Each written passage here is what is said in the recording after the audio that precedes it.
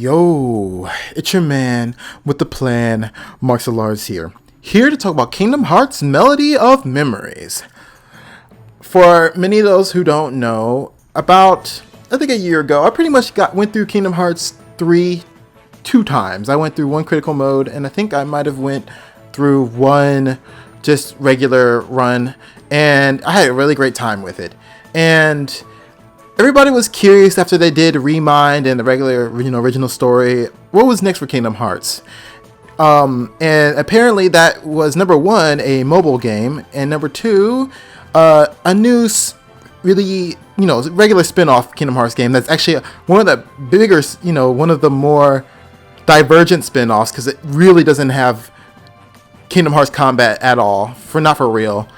And I guess kind of want to really talk about how I feel about it, because I know it's a long time coming on my opinion about this, and just what I expect and what I want, and just how I feel about it overall. And that's probably because I'll get into how I feel about it. For many of those who don't know, I think maybe a few weeks ago, or a week or two ago, it was not that long ago, at least last month at least. I can't remember when the trailer came out. A trailer came out for the next part of the Kingdom Hearts. I can't even say it's a series, the next part of the Kingdom Hearts series. And everybody's been curious what they're going to do after they ended the Xehanort saga and how they're going to continue onward.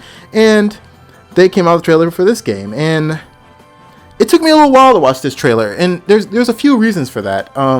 Number one, the Xehanort saga kind of ended, and that was the number one. That was the first saga, and that took it took 10 years for it to complete all the way through. It took a decade for the Xehanort saga to end. So the Xehanort saga ended, and I kind of feel about this game kind of like how I felt about Chain of Memories. It's like, oh, the saga ended, and there's some loose ends, and now you're just like, you're curious, but you don't really know where the story's going to go hard enough to actually be like super like pumped. You know what I'm saying? This is not like it's Birth by Sleep, where it's in between 2 and 3, and it's just like just adding a whole bunch of mystery and character depth to a whole bunch of characters we haven't seen before, or new protagonists. The only new character we know is for real that we haven't not known is Yozora. It's just like there's not a lot to draw on, so it's a little hard to be a little hype on the story, in my opinion. Which it could once it gets a little bit more going, but I think it needs what I call like a hype game, or a hype something that's a little more like into the story. But they are adding a little bit of story to this, but it's not. Especially from the preview, you don't know how much and how intense it's going to be. So that's how I kind of feel about the story part of it. It's very whatever about the story part until I see what it's about, and then I could get hype afterwards. But the most important part, of course, is the gameplay. And what is this game going to be about? And this game is a rhythm game, and for me personally, that is a little bit of a turnoff for me. And it's not just because of the rhythm game, or is a game that's not the usual Kingdom Hearts formula. The problem for me is that it's not. I'm not a big rhythm game person, and what does get me interested into a rhythm game isn't. They haven't shown anything that really gets me interested into a rhythm game, and normally that is the remixes of classic music. It's the reason why I don't really like playing rhythm games, but like Persona 5 Dancing All Night in the Dancing series, the reason why I like those is because it has remixes of songs that you already have. And I know they showed one remix of Dearly Beloved, but there isn't